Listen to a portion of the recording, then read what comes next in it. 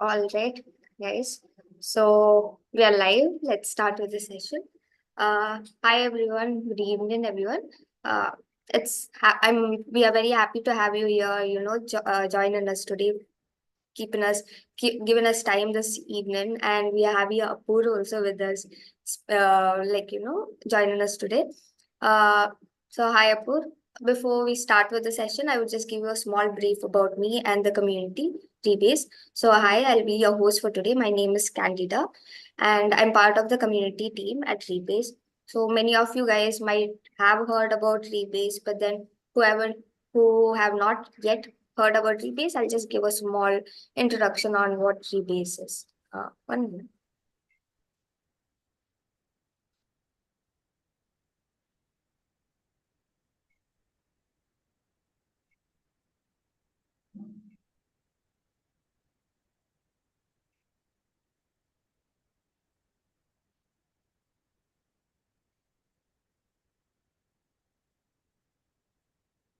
So yeah, we are a community of developers.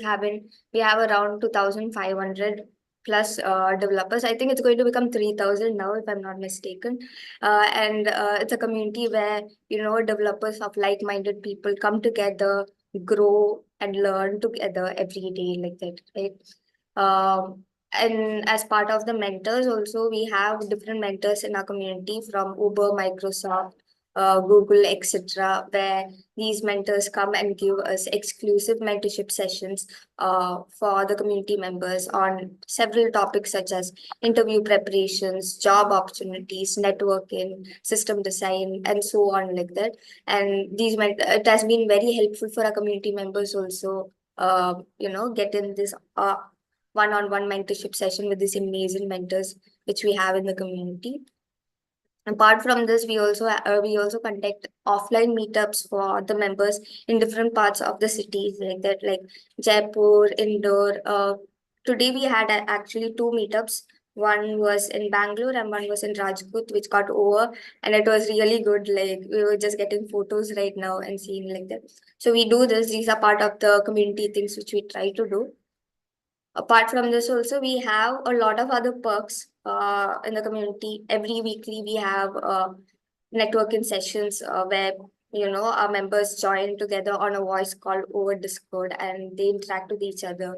They give a lot of job referrals like between each others itself, help each other out. So if you are a developer, like looking for a platform to find like-minded people, you should definitely hop on to Rebase as like and explore our Discord server like that. You'll find I'm pretty sure you're going to find it very helpful being part of our server.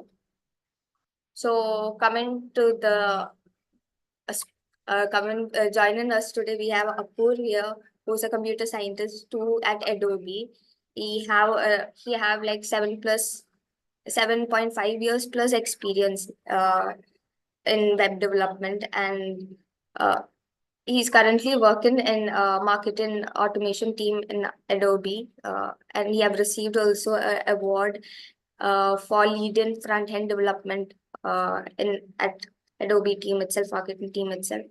Apart from this, he also takes a lot of time in mentoring and creating content for learners like that. So if you so I would definitely recommend you guys to check Apurv also. His profile, he has a lot of learning contents dedicated for you guys with that. So Apurv, do you want to give a small introduction about yourself? Yeah, hey, Kelly. Yeah, sure. So, my name is Apoorv. I work as a computer scientist too at Adobe. And as mentioned, I have around 7.5 years of experience. And yeah, I love teaching. And so I keep creating content, and I teach via my Discord server, I teach via YouTube channel, I teach, or I give talks at different meetups, conferences. So, yeah, that's a brief introduction of me. Thanks, Apur, once again for joining us today. So before we start with the session, I'll just give few announcements. As I mentioned before, this webinar is hosted by Rebase by Retro. So I'll be putting in the comments Discord link. You guys can you join the server and explore the server as well. And to keep the session a little more interactive, would encourage you guys to ask as much questions as you can. Apur will take up your questions. Yeah, so with that, let's get started with the session. Great, sure. Let me share my screen. And it says host disable participants screen sharing. Canada, can you check? Yeah. For Unable one to second. yeah. I'm just doing it.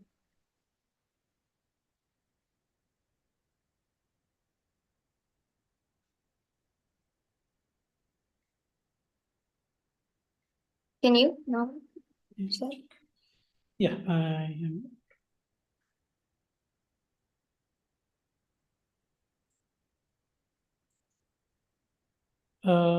Can someone confirm? Can you confirm if my screen is visible? Yes, screen is visible. Great, cool.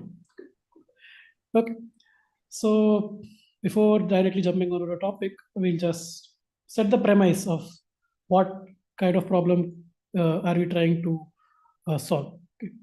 So let's say the web app you work on gets a couple of complaints from the top paying customers for being a bit slow day by day, and the leadership is not happy about it. You have been given task to optimize the performance of the web app. You try all the latest and greatest tricks to render your web as fast as possible. There are lots of frameworks. There's Quick.js, there is Next.js, there is Solid, lots of the frameworks. You try lazy loading, you try code splitting, server-side rendering, static site generation, incremental static regeneration, and whatnot. But you barely see any significant decrease in the load time.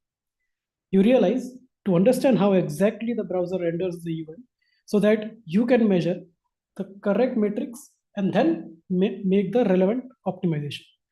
So, hi all, I welcome you to this webinar, which is a deep dive into the first rose performance optimization of a web app.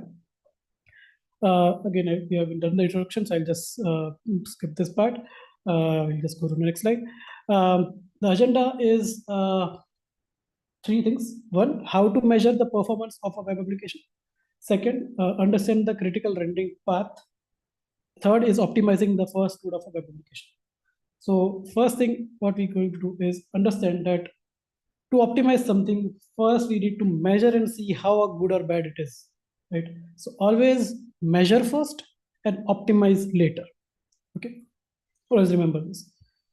So let's talk about matrix. No, not this matrix. We'll talk about the matrix through which we can measure the performance. So there are different kind of metrics. The first one is the browser-centric metrics. So what does these metrics measure? When did the whole page load, including all the dependent resources? So one of the metrics is known as load event. We'll talk about these events in detail. I'm just explaining you what are browser-centric metrics. Then another is how long did the server take to respond? Again, it's important for the browser to know. Right? Again, this is the browser-centric metrics. Then there is user-centric metrics. This is basically if did the navigation successfully start? Let's say the user clicked on link. Did he open the new tab? Did the navigation start? Has enough content rendered that the users can engage with it? Like if there are lots of content, but user is clicking and nothing is happening, not useful. Are the interactions smooth, natural, and free of lag and jag? If the user starts scrolling, is like the content popping up and down? Is it lagging? It should not happen like that.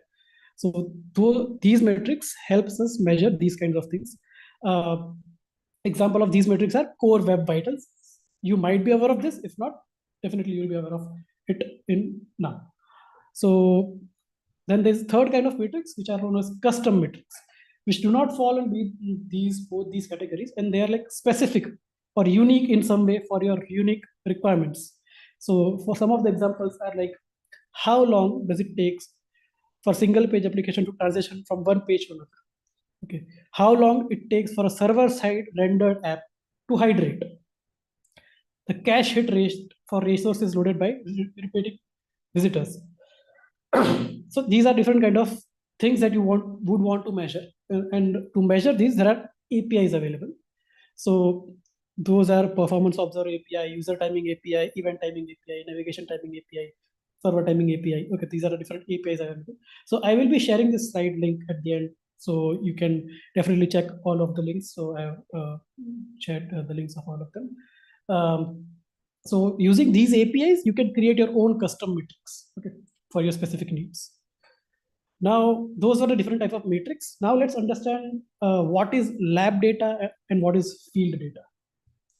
So lab data is determined by loading a web page in a controlled environment. Okay, so let's say you want that how does your website perform in 4G network?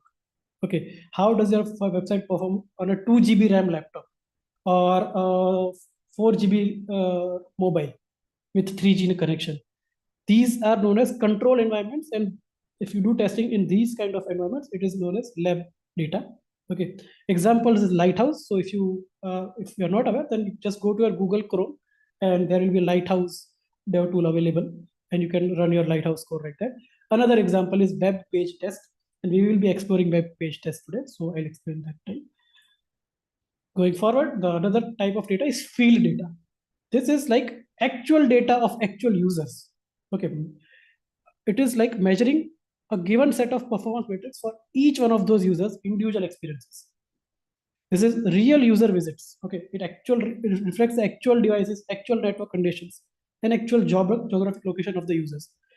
The tools that help us measure these is Chrome UX. So Chrome UX, also known as Crux, is a set of data set that the Chrome team, the Google team has collected over different websites over different time to understand what kind of performance that website has. Okay.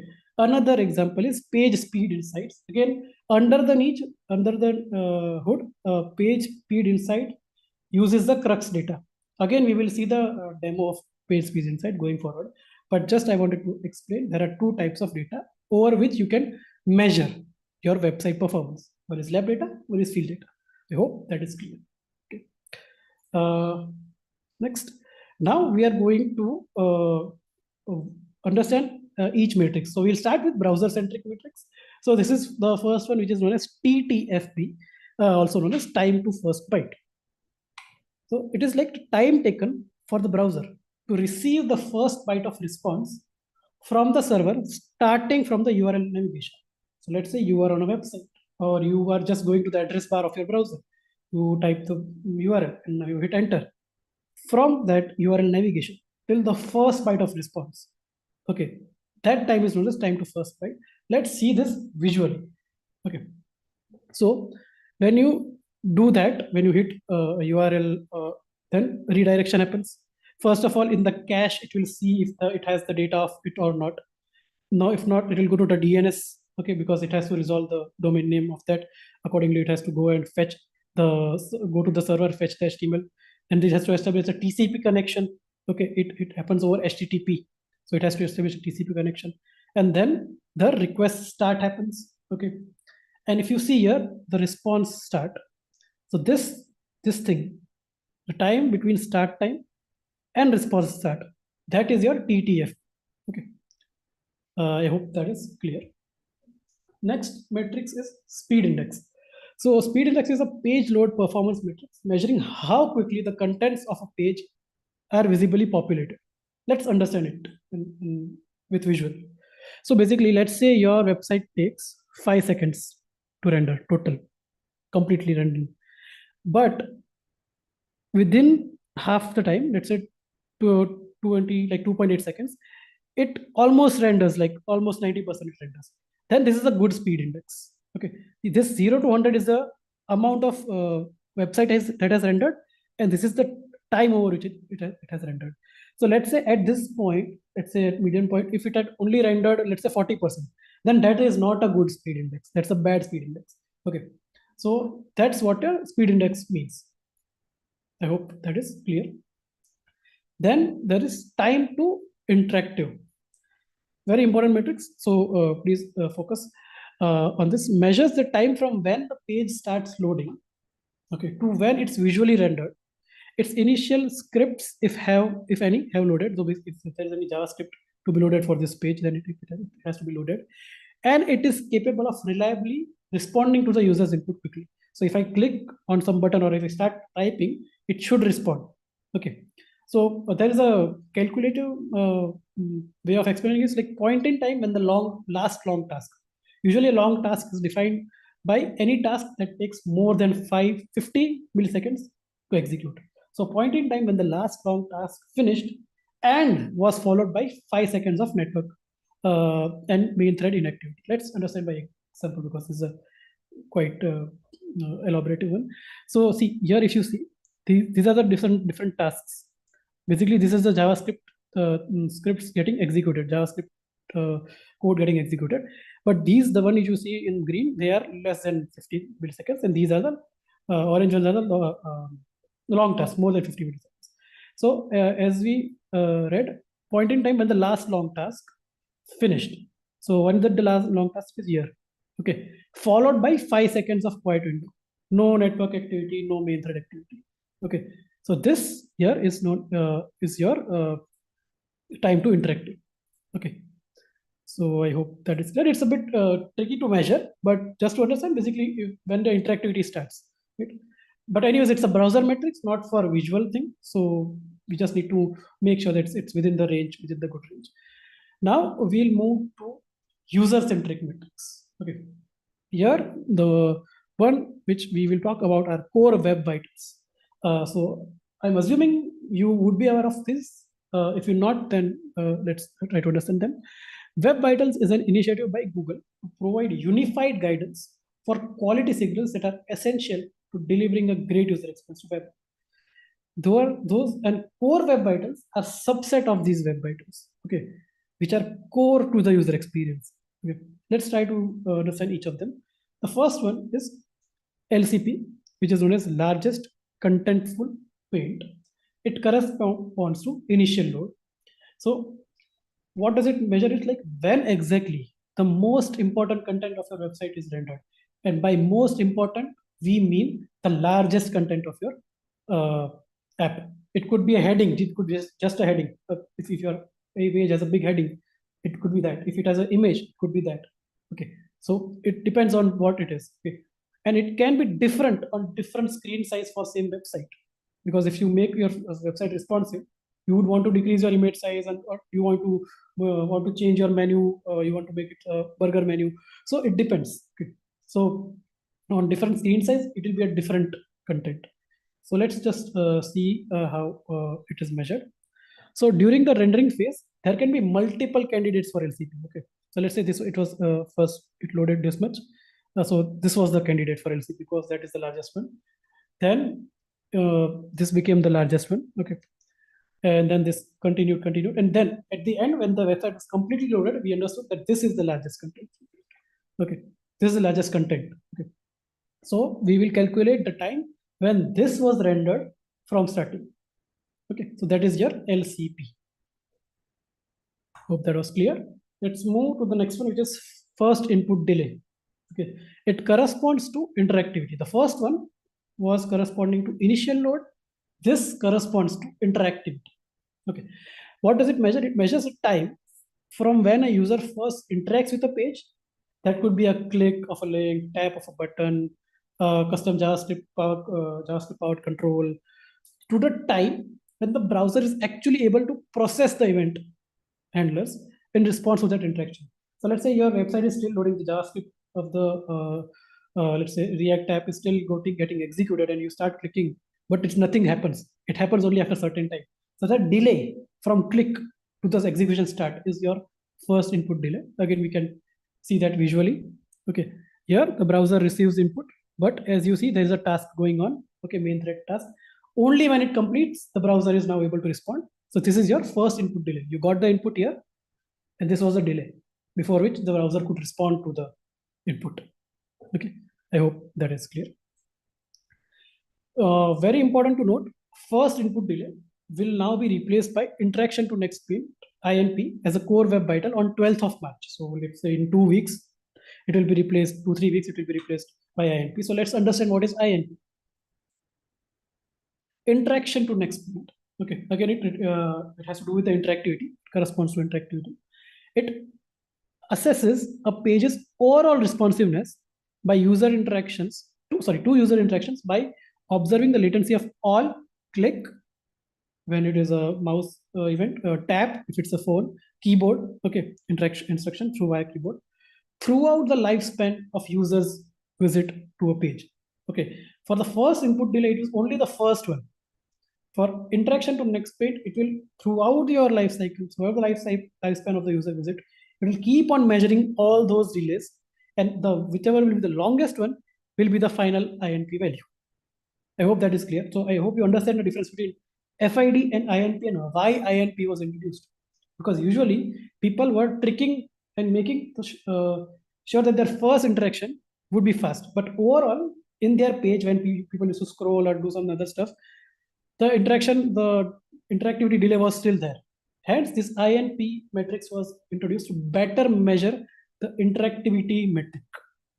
Okay, hope it's clear. Again, this is a diagram which will explain you what's an interaction exactly. So let's say there's some task going on one main thread. There is input happening. There's some input delay. Okay, so that was your FID. Okay, now there's a processing time. So whatever callback it is, whatever JavaScript code it is running. Okay, and then there is a presentation delay. So basically, once your JavaScript is done, it has to update the HTML. The HTML has to go through a lot of stages. Okay, we'll cover that stages in the critical running part, but there is render, there is paint. Okay, so this is what happens when user clicks something and he waits for the output. Okay. So moving to the next and the last core web item, which is known as the cumulative layout shift. So this corresponds to visual stability. Okay, I'll just repeat. First one, which was LCP, corresponds to initial load. Second and third, which is FID and INP. Now it will be just INP. So it corresponds to interactivity. This CLS corresponds to visual stability. So it's a measure of largest burst of layout shift scores for every unexpected layout shift that occurs during the entire lifespan of a page. Okay, let's not focus on the definition. I'll explain you with a visual. Okay, so let's say this is a web page. Okay, and your just order confirmation is happening, and there's a button. Yes, place my order. 56 items are there, and no, go back. Now you are just double checking, and you thought, okay, no, it should not be 56 items. It should be just like 50 items or something. So you go and you try to click on no go back, but a layout shift happens because there was some pro tip, some injected JavaScript, just select checkout or checkout faster using our app or something. And because of which I clicked somewhere else. I clicked on placing order, which is something that I didn't want to do because of the layout shifted. The layout was there because some new HTML content was added, and now my layout shifted and I'm clicking somewhere else, right? This is not at all acceptable. Just assume how much money lost can happen for just this example. This is what is your layout shift, and cumulative layout shift is like calculating overall as the what is it? Let me just go back. As we read, okay, it is the measure of largest burst of layout shift scores for every unexpected layout shift. I think it's the largest one. Okay, that's what it calculates. So that was the last core web vitals. Now I know what you must be thinking, that I understand, but show me how these metrics are practically measured. So yeah, let's do that. So as I told you, I'll be demoing page speed insights and web page speed test. So first, let's start with page speed insights. So I had run the page speed insight for netflix.com today. If you see here, Feb 24, around 12:30, I had ran this. And what you see here is that what is the LCP score? It is 2.4. So within green, it's good. Within orange, it's fine, could be improved. Within red, it's bad. Okay. So here, the LCP of netflix.com on desktop, okay, is good. Okay. FID is good, like 12 milliseconds. CLS 0.01, so it's like barely any CLS is happening. FCP could be improved. Okay, this is not a core web vital, hence we did not cover it. Okay. As I told you, there are lots of web vitals. Out of them, core are 1, 2, 3, and 4. Okay. So interaction to next page, 47 milliseconds, good. TTFB it could be improved. The time to first byte. Okay, when the user hits the URL and the first byte of response starts on the server, it is very bad. It's 1.4, right? It's not very bad, it's bad. Okay. Now this, can someone tell me, I don't know if you can answer via chat or not. This is via lab data or field data. I told it earlier, but if someone can remember, if this is via lab data or field data. I'll just wait for 10 seconds if someone can answer that via chat. Just lab data. No, this is via actually field data. Okay, this page speed insight underneath takes its data from the Crux, the Chrome user experience report. So this is via field data. Okay, I'll show the lab data. But thanks for answering. Answering is always better than not answering at all. Thank you. So if you see, it is like latest 28-day collection period. It will also say that this is this thing is measured from what. Okay, and the exam many samples. So if you click here and open a new tab, the Chrome UX, as I told you, Crux. So basically, this will explain you what exactly Crux is. So that link also have been in the slides. You can check. So many samples are taken, various desktop sizes, various network conditions. Okay, so this is from field data, from actual user experience. Performance overall, if you see, this is the Lighthouse score. Okay, it's 96, which is good, very good. Okay, and if you scroll below, it will also tell you that what can you improve. So here says serve images in next-gen format. It might say WebP, if I am correct. Yeah, image formats like WebP, AVIF often provide better compression than PNG JPEG. So try to use that. This is a suggestion that this page speed insight gives if you want to take it in order to improve your performance even more. Then there are different suggestion it gives, but yeah, that's the gist of it. So I'll just give a brief. You can put any website link over here, which is live. Okay, analyze. Okay, and you can get both mobile, how it works on mobile and how it works on desktop. If you see in mobile, the LCP is low. It's worst. If you see here, it's 2.4, it becomes 2.7. Okay, at TTFB even becomes worse. FCP becomes worse. Okay, so and if you see performance is 51, which is bad, really bad. Okay, there is a TBT, total. We didn't talk about total blocking time, but basically how long does the longest task take? So if you see for mobile, if you can see for desktop, and this is over a field data. So actual user experience is what this gives you the data for. Okay, now that's there. Let's go to the next one. Let's close this. Now let's see web page test. So this is data which I took a long back. If you see, it is 19 September. I took this report on 19 September. Again, it's on netflix.com. But here you can specify that's desktop Chrome, which version? V117. Currently, I think it's 122 Chrome version. My Chrome version is 122 at least. Then over what network? So it's cable, basically, it's your Wi-Fi. Which area exactly? And if you want more basically data, then you can check over here. Then what exactly did the lab data tell? So if you see here, it's LCP is 1.02, but if you see in actual, it is 2.4. See, lab data is so good, right? Lab data is like, oh, we are performing very well, very well. So whenever you are creating a new feature, you have no option but to measure the lab data.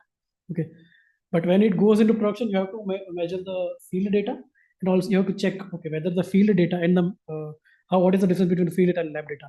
So you need to improve on your field data. And how do you calculate field data in your actual web app? You have to use Chrome Web tool, Core Web Vitals npm package. Okay, and then you can measure all those things in your website and put it in your wherever you are collecting your logs for your website. So it could be your Azure analytics, or you're using Sentry, or whatever you're using. You can send the data over there. That's how you calculate their actual field data. So as if you see here, there's a lot of difference of what these are, the actual field set data and the lab data. Okay, but this is very good because it gives you the waterfall. This is very, very important. Okay, you see this, it will give you exactly what happened at each point of time. So first one, Netflix.com hit. Okay, then I think this is the DNS resolution part. Then the assets, basically the CSS is getting downloaded. You see here, then the JS is there, then the images are there. Exactly what is happening, entire waterfall is there, how much millisecond each of them took. Okay, everything is available over here. So you can try and understand how exactly is your website getting loaded. Yeah, even the color thing is given, like what is DNS lookup is happening, then initial connection, SSL negotiation happens. It is a HTTPS, which most of the website will be on currently. The SSL negotiation has to happen. Start render, DOM content loaded. So different things. You can go and see this in depth and understand what different metrics it provides and how can you use these metrics to improve your website performance. Okay. So yeah, again, all the links are available in the slide I shared. Okay. Okay. So you think after knowing how to measure, you are now ready to optimize. But wait, you just know how to optimize and what are the metrics. But don't be impatient. You are yet to understand what are you going to optimize. Okay. You think you can fix everything, but you could not destroy everything. So let's just understand what exactly you need to optimize. So for that, you need to understand critical rendering path. What it is steps between receiving the HTML, CSS, JavaScript bytes and the required processing to turn them into rendered pixels. Okay, that's what it is. So what are the different parts in the critical rendering path? First of all, the HTML DOM is created. Then the CSS object model is created. There is JavaScript. If there is a JavaScript in between, then the step goes in between. It will go back to HTML DOM. It will go back to CSS. Okay. If the JavaScript adds the CSS, if JavaScript adds the HTML, then the render tree is created, then the layout, then page scenes. We'll talk about these in detail. So let's understand how the browser starts the critical rendering part. So go to inspect. I go network. Let me reload this website. Okay. Whenever you hit a website, most often 99.99%, it is the HTML file that will be returned to you by the server first. Okay. So this is the HTML file. Okay, if you see the response, okay, let me zoom out a bit if I can.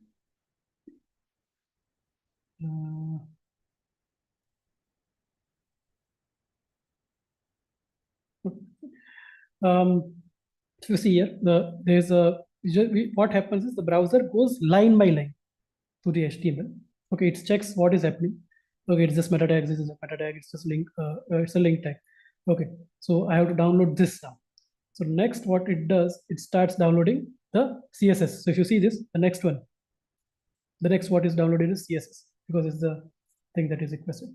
Next, it needs an icon, so it has to request for the icon. So it did the request for icon. Right. Next, if you go title, renter, now this is just the content. Okay. And if you go, keep going. This is the content, actually, the entire HTML content. And somewhere they might be asking for some GIF or something because those are getting loaded here. So I'm assuming all of these are as somewhere. Okay. So what your browser does, it line by line start executing. Okay, or start parsing actually your HTML. Okay, and whatever content needs to be requested, your CSS, JPEG file, images, JS file, whatever it is, it starts requesting it. So let's go to the next one. The first part, okay, which was the DOM creation. So it receives characters. Okay, so these are all nothing but characters. Like you see here, there's a less than, this H, this T, this M, L, space. So all those characters are then broken into tokens. Those tokens are then, like, if it's an HTML, it means okay, this is an HTML opening tag. If it's /HTML, it's a closing tag. Then they become nodes. Okay, nodes are something which are like the entire content of your HTML. So this lang attribute op equals to news, those everything will be part of your node. Okay, your node will be known as HTML, and then they will be attributes, and then the entire DOM tree is constructed. Okay, that's the first part. Okay, I have just whatever I told here. This is what's mentioned over here, so you can read it. One important thing is HTML DOM can be constructed in chunks. Okay, because it is just a flow of different HTML attributes, and later more HTML attributes can be added, and a new what is it? Not new, extended HTML tree can be constructed. So that is first. The second one is CSS OM. So CSS object model tree construction. Same like HTML, same process is happening. Okay. While computing final sets of styles of any object on the page, the browser starts with the most general rule applicable for that mode, because you can write multiple rules, right? You can write a rule for p tag. That p tag can have a class, so you can write a rule for a class, and that can have an ID. Then so basically, how it does is like most general rule applicable. Browser starts with that, and then recursively refines the computed style by applying more specific rules. Okay, and that is how it's the name comes, right? Cascading style sheet. It cascades down the rule. More general, more specific. Okay. One very important thing: CSS OM cannot be constructed in chunks. Okay. I would ask you why, if someone can explain me, but let me give a couple of seconds. If someone can explain me why CSS OM cannot be constructed in chunks and why HTML can be. I think it's an elaborative answer. Maybe you can't write it in chat. But so basically, partial style parsing can lead to reconstruction of CSS OM. Okay, if we receive conflicting styles later. So currently, initially you put a style to a class. Later you go and put a style to the ID, and later you do some important thing. Okay, so it has to be then CSS OM has to be constructed again and again, and hence the CSS OM cannot be constructed in chunks, and it is hence render blocking. So until entire CSS file is not parsed, the render will be blocked and you cannot do any other stuff. Okay. CSS at page here. Okay, I didn't get quite what you are saying, but yeah. Render tree construction. Okay, this is the third part. First one was HTML DOM, second was CSS OM. Now we construct the render tree. So it is nothing but combining your DOM and CSS OM. And how exactly we should see it diagrammatically. So let's say this is your DOM. It is HTML head, meta, whatever. This is a CSS OM. Okay. Now here, a couple of things to observe. That your this thing, this span, okay, it has display of none. So if it is display of none, it is not going to be rendered, right? Then why do we need to show it? So we will not show it. So if you see here, the span is removed over. Okay, and the render tree will only have the actual HTML thing that has to be displayed. It doesn't have HTML tag. It doesn't have head, meta, link. Only the things that are going to be displayed are available over here. Okay, so I hope that is clear. This is what your render tree is, combination of your DOM and CSS. This is the third thing. The fourth thing in your critical rendering path is layout. So up to this point, we have calculated which nodes would be visible. Okay, now according to which device it is going to be displayed. Let's say it is a 21-inch monitor. It's a 14-inch laptop. It's a mobile. It's a tab. Where exactly which thing is going to be positioned, that is what your layout is. Okay, the calculation of which pixel has to be drawn on which part of your device is your layout stage, and it is also known as reflow. Okay, and the last page is that now you know everything: what to be printed, where to be printed. Now paint it. So that is your paint space. Okay, so again, this has internally it has a lot of things happening underneath, but we will learn only to a certain level of abstraction. That here now the paint phase happens. The actual colors and all those things, and the letters and everything is coming on the screen. Okay, so I hope it was clear. I'll just repeat it once. Say what we discussed now was your critical rendering path. It starts with your DOM construction, then it moves to CSS OM construction. Both of them are object model. Then we combine them and we get a render tree.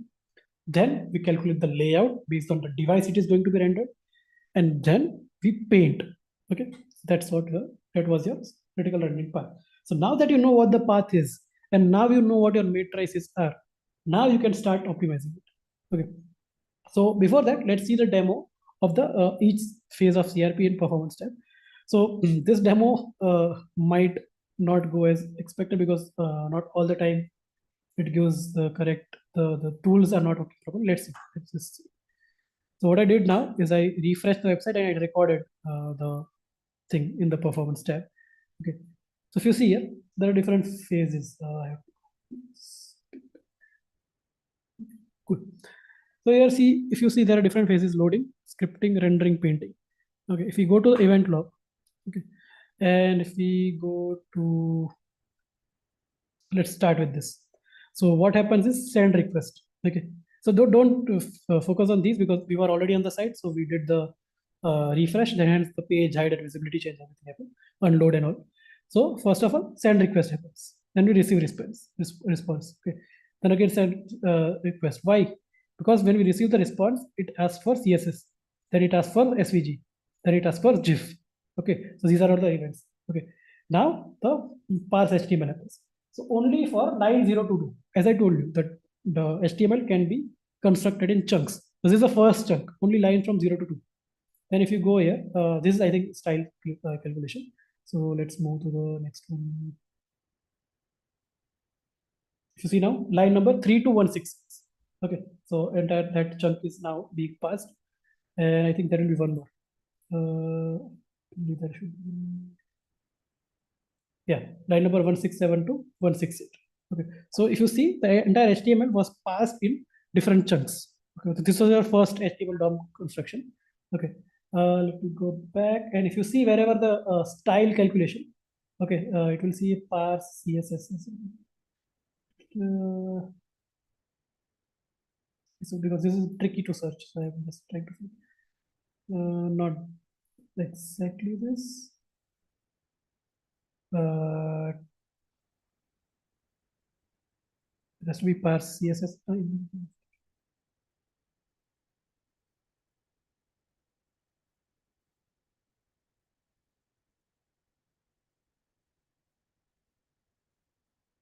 Okay, if I'm not able to find it, then we'll just move on, but it has to be the parse CSS.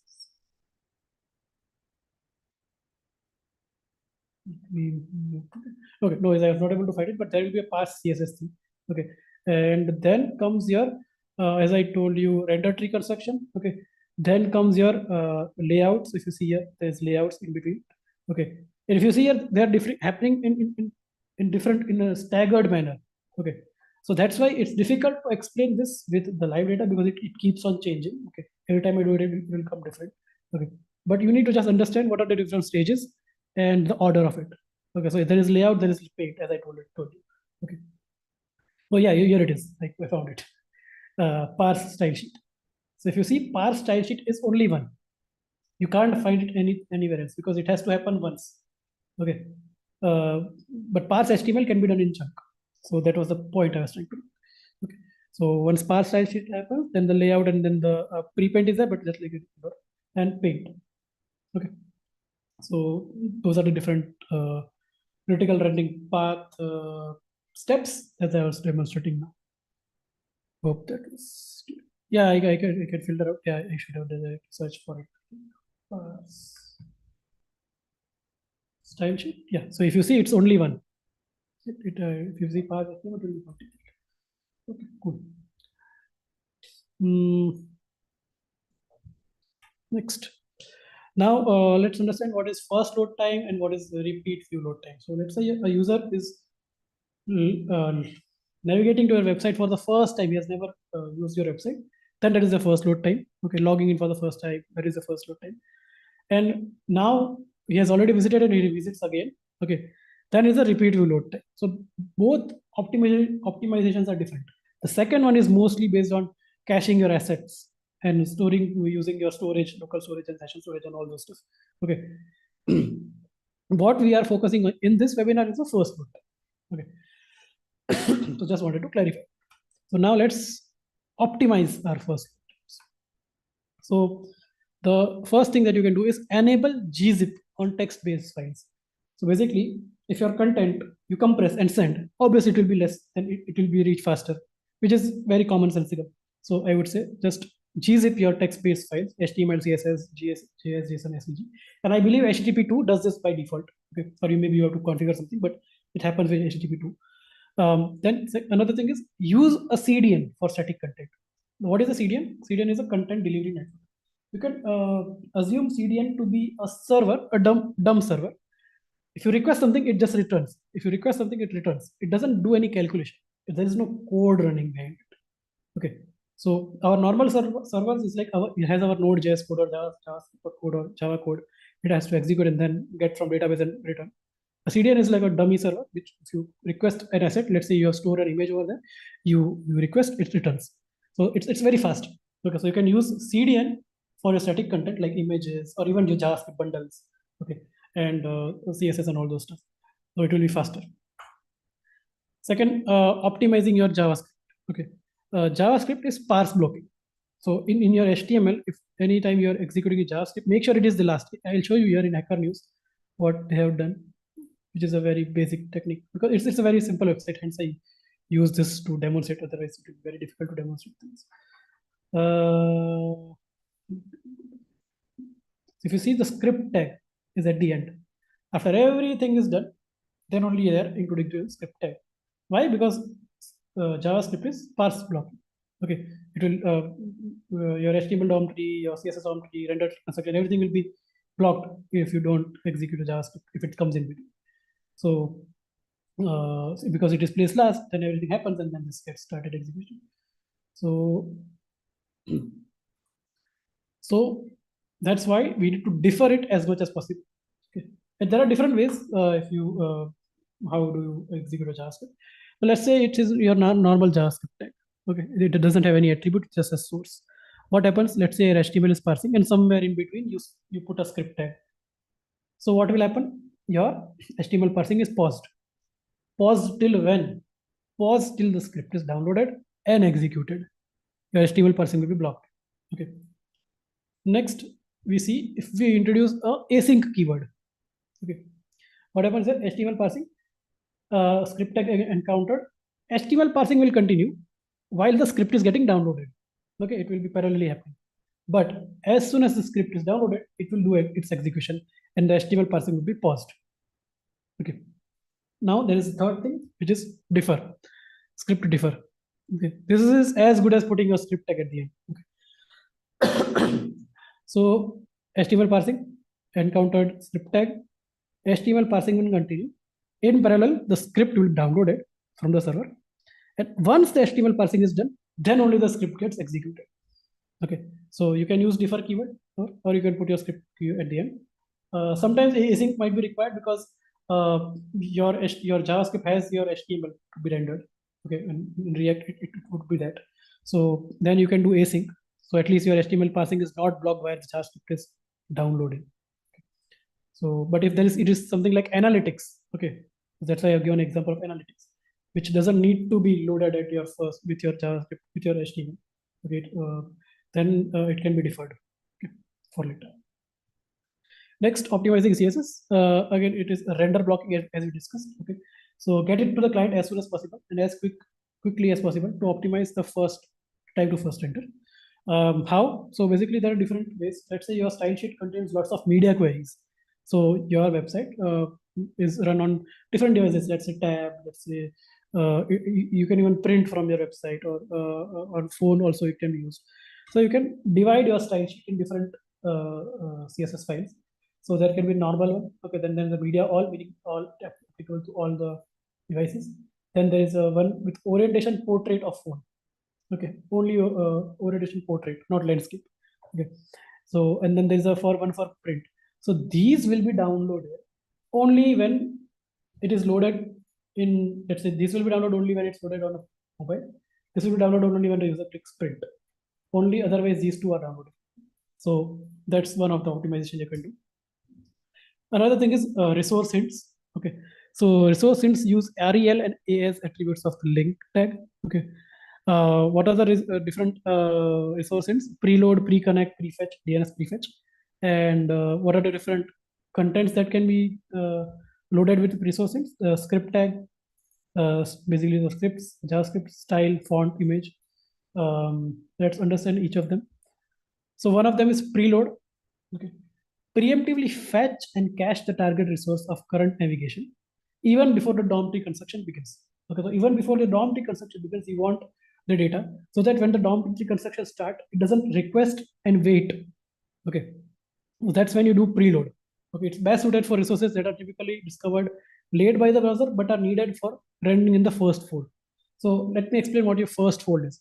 So whenever you're on a website, let's say you're on this website, and whatever you see here is your first fold, and whatever you see after scrolling is your after the fold. Okay, this is your above the fold and then the below the fold. Okay, so whatever you see on the website before scrolling is your first fold. So anything which, let's say, any images or any font or anything that is to be loaded in your first fold of your website, then you should preload it. Okay, so that it is already there when the DOM cookie consumption starts. Second is prefetch. This prefetch is like preemptively fetching cache and cache the target resource. It is likely to be required in the follow-up navigation. Let's say it is required in the next page, or once you scroll, it is required. For those kind of things, you can use prefetch. Okay, it's like adding a file to the browser's cache. Okay, then there is pre-connect and DNS prefetch. So as we know, we use HTTP, right? So we will have to make TCP connection. Okay, so pre-connect is basically, let's say you know that your images are hosted somewhere else in a CDN and your server is somewhere else. So you will have to connect to your CDN to get the images or whatever bundles or whatever it is. So you can use pre-connect and preemptively connect to the target resources origin. Okay. Similarly, there is DNS prefetch. So you can do the DNS resolution for the target origin. Okay. So those are different resource hits. Then there is something which is known as fetch priority.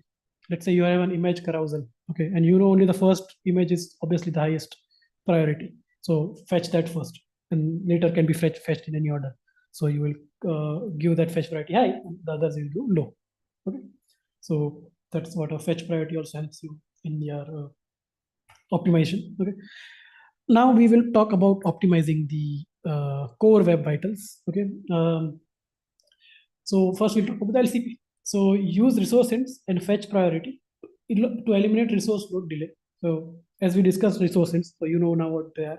So do preload them if it is above the fold, or do prefetch them if they are below the fold or just in the next navigation. Okay, and use fetch priority accordingly. If it's a image on the first fold, use fetch priority high. Okay. Reduce the size of style sheet or inline CSS. Inline the CSS required for a fold. So there's another way. So either reduce the size of style sheet or preload it, or inline the CSS, because if you inline the CSS, it doesn't have to make a request to get it. Okay. So that is there.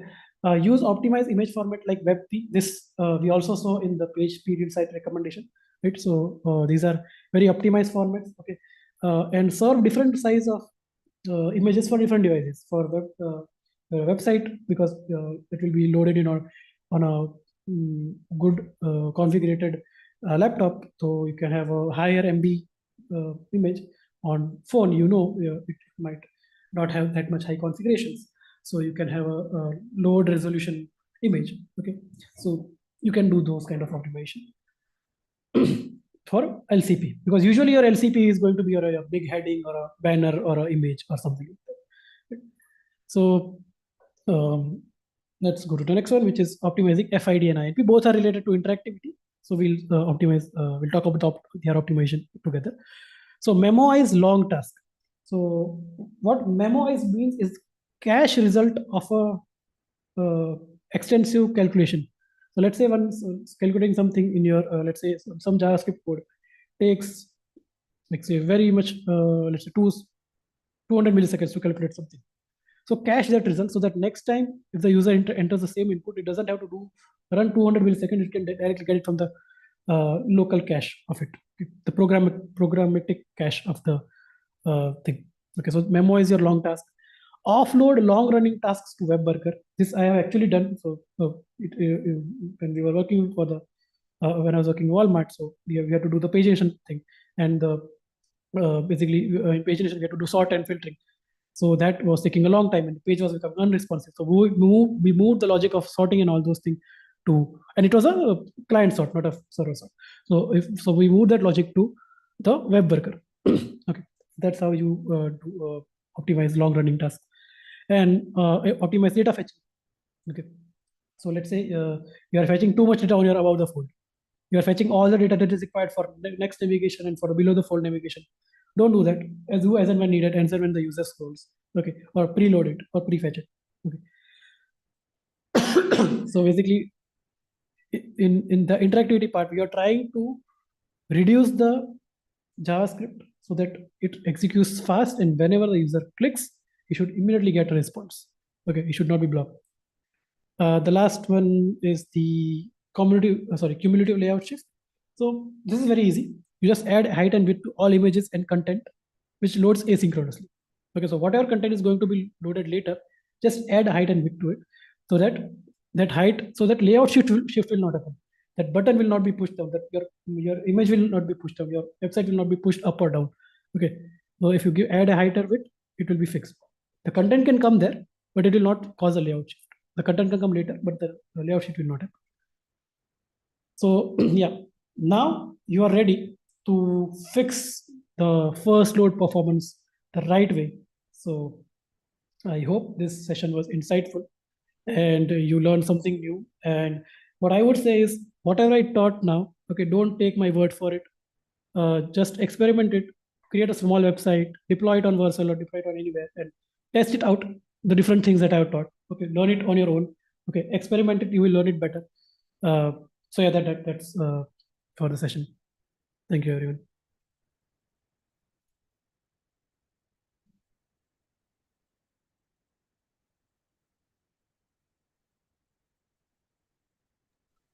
Yeah, that was a really great session. I hope everyone found it useful for this session. We can take few question and answers since we still have some time.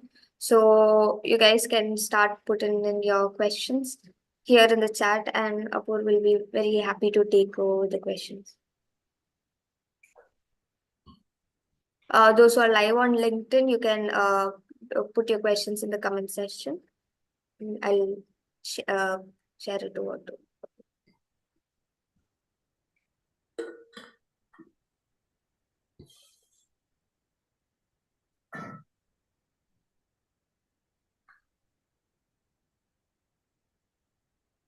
Do we need to pay for any of the tools? No, all the tools are free.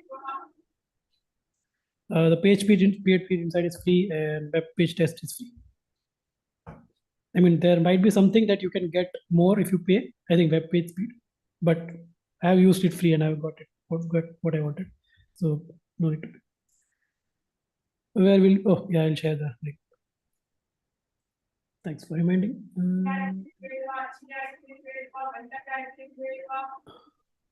So we also had actually few questions during the registration time from people who have registered. I'll share few questions from there. So someone's asking how to reduce the impact of below third-party code. One, Google CDN, Google Tag Manager, other Google APIs and SDKs. Yeah, so as I was explaining about differing the JavaScript, so load them at the end. Okay, and also there are other good solutions which is known as, one is known as Party Town. Okay, which helps you with that. I'll just search for it. Party Town. Yeah, so this is one of the good resource which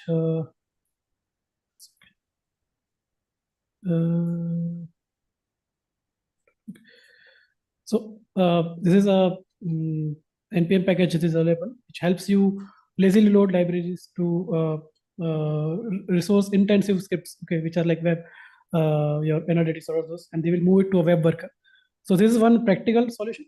Otherwise, theoretically, what I told you is defer all your JavaScript as long as possible. Okay. So this is, I can share this link.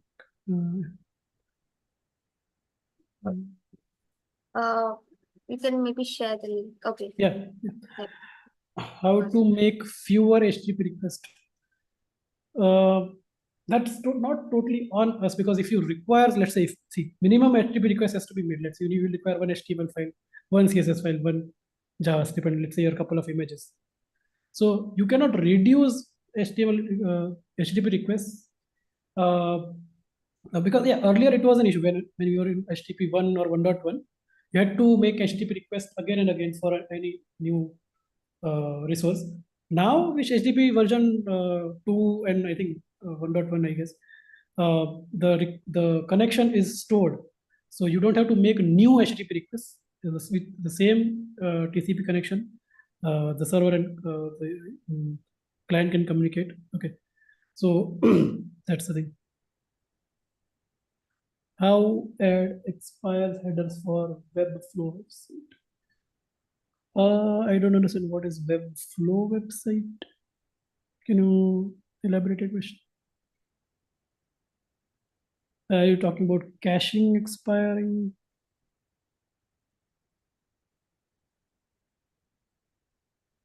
But because that is related to your repeat view load, not your first load.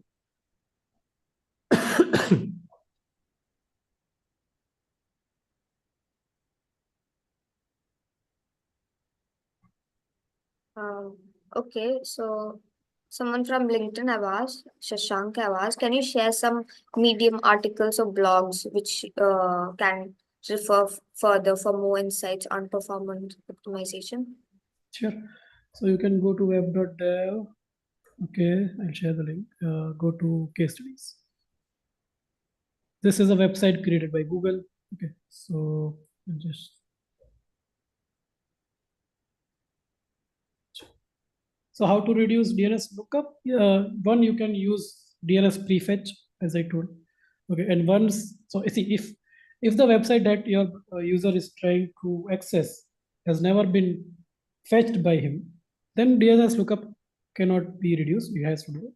But if it is doing visiting it again, then it will be cached in this browser.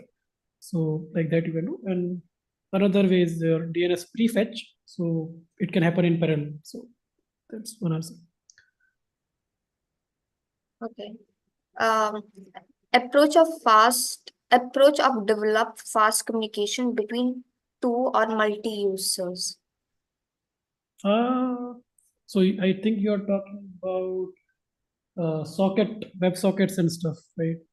Uh, but I actually don't get the question. Can you repeat it? Yeah, that was the only this thing being asked like that. Even I did not get it. Approach of develop fast communication between two or multi users. That can be done via WebSockets. That's one of the way that I'm aware of. So you can search for WebSockets. Okay. Socket.io is a library. So there's this one question like new updates on fast load and performance. Do you want to talk about that? Any new updates that you would like to share? One was interaction to Nextspin, which I have already covered. Because Oh, other than that, everything is pretty standard and has been there for years. But interaction to Nextspin is something that was introduced last year, but now it is coming officially in the core web vital, and it will be from 12th March. It will be a part of core web vital. okay. Uh, the second question.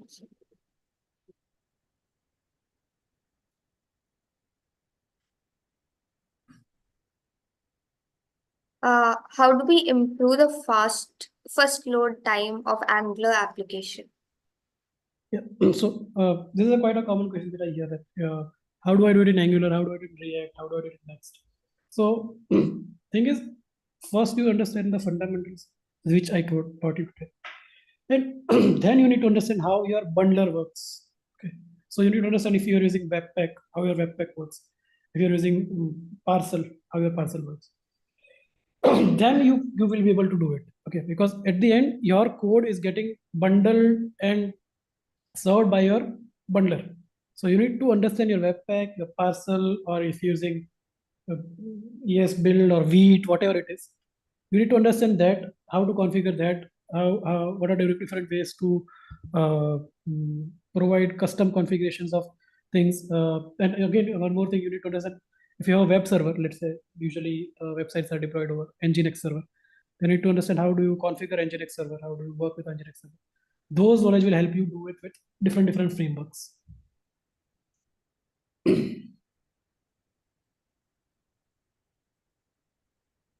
Uh, how can we check core web vitals for a particular website? Yeah, you can use Lighthouse. So, or PageSpeed inside both of. I actually demoed PageSpeed inside it. So you can just open the PageSpeed inside and you can check for any website. Where was that? Okay. We'll take one more question. React Node.js versus React Java. Talk something about this. Which companies choose which tech stacks, and will it m- migrate in the future?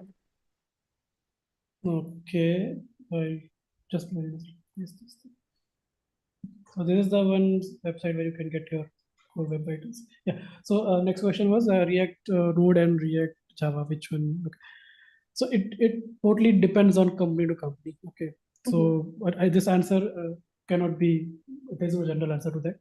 Let's say your company has services like hundreds of services of one product, which is already in Java. Then they will not move it to Node or anything. Okay, they will keep it in Java. And maybe the new service they will keep it in Go, because what I hear currently is that Go is the new backend language which is trending. It is fast and it is new, and I see a lot of my backend friends are advocating for the Go, so it might catch up. Okay, so and backend I would say it will mostly be dominated by Java, Go, and those kind of stuff. Node will not dominate your backend. Okay, some startups do use Node, which I'm aware, and maybe some established companies also use Node. I am not aware of those, but the company that I have worked for, let's say I have worked for Walmart, I have worked for Adobe. Okay, and I also worked in one startup which was Hotfix. So all of these people, all of these companies, they have it in Java and maybe something in Go and stuff, but mostly not in Node. But yeah, Node is important to know because it is, can be used in your middle layer.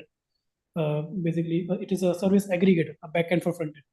So in that way, you can use Node, and you should have the knowledge of Node if you're a front end developer. That's what I would say. Okay. I think that's it for questions. We have answered quite enough. So before we end the session, is there any, like last minute advice that you would like to give who all have attended? Sure. So what I would say is, if you are all working professionals, okay, go and check whatever website you're working for and see, measure the things that I've told you to measure, and try to uh, optimize them and propose that to your tech lead or whoever they are. This will give you a very good benefit of doing work outside of your whatever Jira tasks are given to you. Okay, trust me, even if you're not able to implement it, or if you're not able to optimize it, at least if you're able to measure it and tell that this is where we are wrong, this is where we need to improve, this is what you do on and above your daily tasks, it will be helpful for you. So this is one thing that I would like to say if you are a working professional. All right. Great. Once again, thanks, Apur, for spending time with us and giving this insightful session. We're getting a lot of response also saying the session was good already from LinkedIn. So thank you so much for your time, and we look forward. This was the second session actually, right? Even the first session, I did see like there was a good response like that. So hopefully we see you again soon with a different topic on web development, which would be insightful. We would greatly like to have you. And like as I mentioned before, also we would like to also invite you also for a meetup very soon, like that. So who all are part of Rebase community, you guys can just hop on the server. If you're in Bangalore, do join the meetups which will be happening soon. Yeah, that's it. Thank you everyone so much for taking your time. Okay, have a good weekend. Bye guys. Thank you Bye. everyone. Bye bye. Bye, Canada.